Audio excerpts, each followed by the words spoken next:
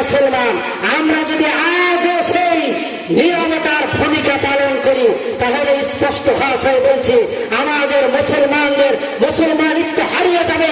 হক কথা বলা প্রত্যেকটা মুসলমানের ঈমানি দায়িত্ব। নরম সুরে কথা বলা যেরকম সুন্নাত, গরম সুরেও কথা বলা সুন্নাত, মার খাওয়া যেরকম রাসূলের সুন্নাত।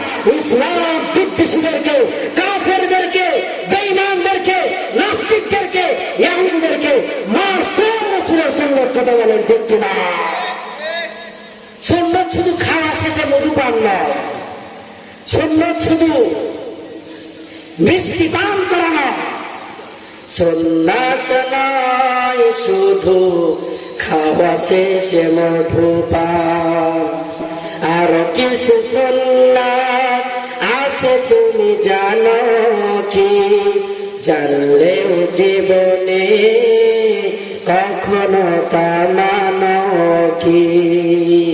সুন্নাত নয় শুধু দাওয়াতের মেহমান, সুন্নাত নয় শুধু খাওয়া শেষে মধু পান।